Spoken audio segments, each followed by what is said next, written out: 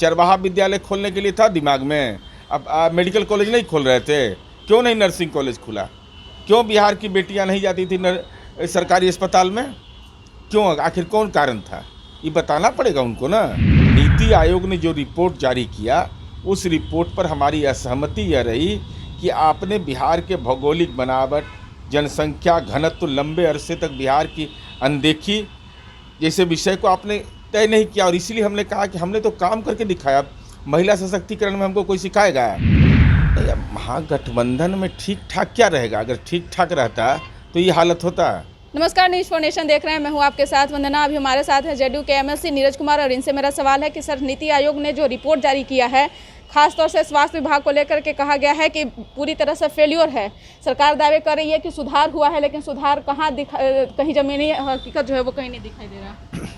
नीति आयोग सतत विकास लक्ष्य 2015-30 के सूचकांक के लिए जो आधार बनाता है, उसमें हमने आपत्ति व्यक्त की थी।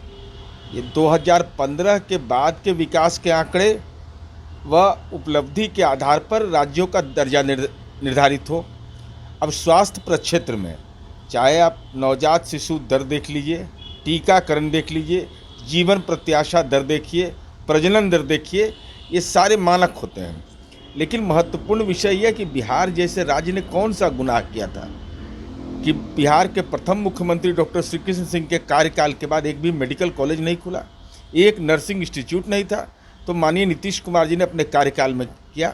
और ये महत्वपूर्ण इसलिए है कि उन्होंने जो तय किया है कि कोई छूटे नहीं। तो भाई, जो पिछड़े हुए राज्य हैं, जो तीव्र विकासशील राज्य हैं, ये विकास दर के मामले में तो कोई पैरवी नहीं करके हम आए हैं, हमने तो ये इस्टेब्लिश कर दिया है बिहार में। तो हम लोगों ने अब ये तय किया है कि जिलों की रैंकिंग के लिए नोडल अफसर हम लोगों ने निर्धारित किया है। और हमारी उम्मीद है कि चूँकि हमारा जो काम है उसके बारे में जो वर्गीकरण जिस तरीके से करता है, भाई अब बताइए, नीति आयोग कहता है 30% बिहार में आप ग्रीन एरिया बनाइए, कहाँ संभव है? भाई बिहार का जनसंख्या का घनत्व और जो क्षेत्रफल हमारा है, उसके आधार पर 9% से हम 15-16% पर पहुँच गए। ये उपलब्धि नहीं है क्या? तो इसलिए नीति आयोग जो भी मापदंड स्थापित करता है, तो उनसे हमारा अनुरोध है कि राज्यों की रैंकिंग करने के समय आप वहाँ की जो भौगोलिक स्थिति है, सामाजिक स्थिति है, जो ऐतिहासिक रूप से पिछड़े रहे हैं। अब भाई कोविड का काल में तो पैमाना है, महाराष्ट्र का कहाँ है? महाराष्ट्र का देखिए हेल्थ इंफ्रास्ट्रक्चर कहाँ था और बिहार का कहाँ था।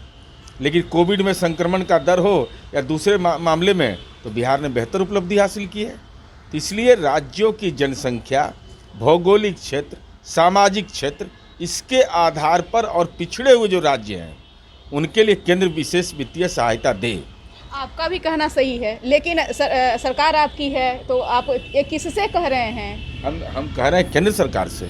तो केंद्र सरकार भी आपकी के हैं? नहीं, बिल्कुल तो बिल्कुल। कहाँ पे हो रही है? विपक्ष लगातार हमलावर है। विपक्ष का कहना है कि सरकार सिर्फ लंबी लंबी बातें हाँक रही है, लेकिन स्वास्थ्य विभाग पूरी तरह से फेल हो रहा है। विपक्ष बताएगा ना कि अपने कार्यकाल में मेडिकल कॉलेज कौन चिड़िया का नाम होता है जानते थे? नर्सिंग कॉलेज किस चिड़िया का नाम था ये जानते थे? चरवाहा विद्यालय खोलने के लिए था दिमाग में, अब मेडिकल कॉलेज नहीं खोल रहे थे? क्यों नहीं नर्सिंग कॉलेज खुला? क्यों बिहार की बेटियां नहीं जाती थी सरकारी अस्पताल में? क्यों? आखिर कौन कारण था? ये बताना पड़ेगा उनको ना। इसलिए विपक्ष क्या कहता है ये अलग विषय है, लेकिन राज्यों को ये अधिकार प्राप्त है। नीति आयोग ने जो रिपोर्ट जारी किया, उस रिपोर्ट पर हमारी असहमति यह रही कि आपने बिहार के भौगोलिक बनावट, जनसंख्या घनत्व, लंबे अरसे तक बिहार की अनदेखी जैसे विषय को आपने तय नहीं किया। और इसीलिए हमने कहा कि हमने तो काम करके दिखाया, महिला सशक्तिकरण में हमको कोई सिखाएगा? भाई स्वयं सहायता समूह जो है जीविका दीदियों का, उद्देश्य में कहाँ है इतना? जरा हमको कोई बताए। जो महिला बेटियों की भागीदारी जो पुलिस बल में है देश में, कहाँ है इतना? 23% के लगभग में है। लेकिन ये सारे आंकड़े नहीं सार्वजनिक किए गए। तो हमारी चिंता हुई, तब हम लोगों ने तय किया कि अब जिलों के आधार पर रैंकिंग होगा उसका, और उससे हम सतत विकास लक्ष्य की ओर भी आगे बढ़ेंगे। और इसके लिए सब दल की सहमति है। ये विपक्ष अपक्ष का सवाल नहीं है। सदन में इस पर गंभीरतापूर्वक बहस हुई थी। इसलिए विपक्ष क्या कहता है वो जाने, लेकिन हमने जो काम किया है उसका एहसास लोगों को है। और नहीं अगर एहसास होता तो आज प्राथमिक स्वास्थ्य केंद्र जाइए, चाहे जहाँ भी जाइए, यह ठीक है, उसमें सुधार करने की ज़रूरत है। हर जिले में डायलिसिस अगर व्यवस्था हुआ है तो सुधार नहीं हुआ है। आज चले जाइए आप PMCH IGIMS में, अगर मरीजों का भरोसा नहीं बढ़ा तो इतनी भीड़ कैसे बढ़ गई। जिस तरह से 2 सीटों पर उपचुनाव होने को हैं और अभी तक आरजेडी में सीटों को लेकर के तय नहीं किया गया है। वो कांग्रेस जो है वो दावे कर रही है कि हमें दोनों सीट पे हमें चुनाव लड़ने दिया जाए, लेकिन आरजेडी है जो कह रही है कि अपने ही बलबूते पे वो चुनाव लड़ेगी। अब ये राष्ट्रीय जनता दल और सहित महागठबंधन का अंदरूनी मामला है, लेकिन हमको बोलने का अधिकार भी नहीं है। लेकिन हमको चिंता लगती है, याचक हो गई कांग्रेस पार्टी। क्या आत्मसम्मान नहीं है क्या? मैंने हम तय करेगा तब भाई, आपस में जब घटक दल है तो एक साथ विमर्श करके तय करेंगे ना। आज बात भी करने वाले हैं। नहीं, वही तो हम जानना चाहते हैं। अब नामांकन की प्रक्रिया शुरू हो गई, अब जा कर के बातें अभी हो रही है।